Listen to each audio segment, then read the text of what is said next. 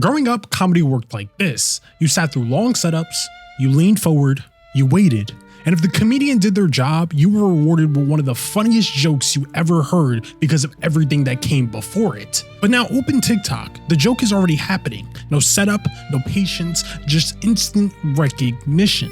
TikTok didn't just change how jokes were told, it changed what a joke is. So the question is, if comedy no longer needs a setup, how far can TikTok push it before it breaks comedy altogether? For such a long time, comedy rewarded timing. The timing had to be perfect. It rewarded patience. It rewarded setups. It rewarded all these things that made the payoff worth it. So for us to even figure out how far can TikTok push it, we first have to figure out, how did TikTok even affect comedy?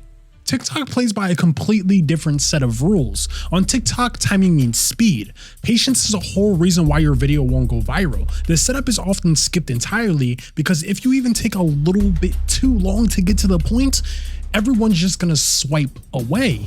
So when you change the rules, you don't just change the platform, you change what people even think funny even means. It has to be instant, quick, to the point immediately, or it's just not funny. And I think one comedian who really proved this was Matt Rife. He has this traditional style of comedy, but has these long setups and really funny delivery. But when you watch his TikTok, they're quick, to the point, 3-minute clips that make you instantly laugh in the first 5 seconds. So a lot of people now have these expectations when they go to his shows. Oh, they're going to be these quick 5-minute little intervals. I'm not even going to have to wait long. I can just instantly get my dopamine hit and just laugh.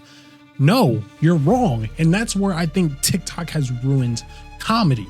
But I do also think a big part of comedy is really just relatability. At the end of the day, if you want to make anybody laugh, if they can relate to it, it's actually going to be pretty funny. I ain't gonna, like, I was watching a Trey Rags video not that long ago. It popped up on my For You page talking about how people will quit their job for literally anything. Like, niggas will quit their job because it's too hot. First of all, you're a fucking firefighter. Our work environment is too hot. You don't turn on the AC. How are we supposed to get our job done while sweating? There was one time when you walked behind me while I was doing my job. I verbally said, man, it's hot in here. And you kept walking. And the messed up thing about it, about how we've been getting treated. All right, listen. First of all, I'm gonna stop you while you behind. First of all, you're a fucking firefighter. All right. But when you set it up like that, it's actually funny because it's relatable. You see what I'm saying? But back to what I was saying. A lot of people don't even realize the damage TikTok has done to comedy. It also has done some good, but we're gonna get into that. I first gotta go over the negatives. I'm sorry. A comedian named Jimmy Mitchell made an amazing point saying a lot of these big name comedians stop actually going to comedy clubs because the use of social media like TikTok, or also because of COVID, it just makes it so easy for them to just set their clips out. And it's like, okay, well, I don't even really need to go to your show because I can just watch it here. Back before there was TikTok, you actually had to go into the city and find a comedy club. And mind you, that means you had to at least walk by one or know where one was. So this made finding comedians so hard. And that's why if I'm going to talk about the negatives, I have to talk about the positives. TikTok is the best tool for comedians to actually get their name out there. TikTok has helped a lot of comedians like Matt Rife get their content out there, their crowd work, and the world changes, so there's not much we can do. But at the end of the day, it's just crazy how much stuff can change. There's not a lot of connection there when you're just watching somebody on a phone or on your computer and you're just scrolling through all their videos. Like, go there, sit there, interact with them, because I feel like that's so refreshing. You don't really see that many young people sitting down at comedy shows, at least I haven't, so I definitely would love to go to one.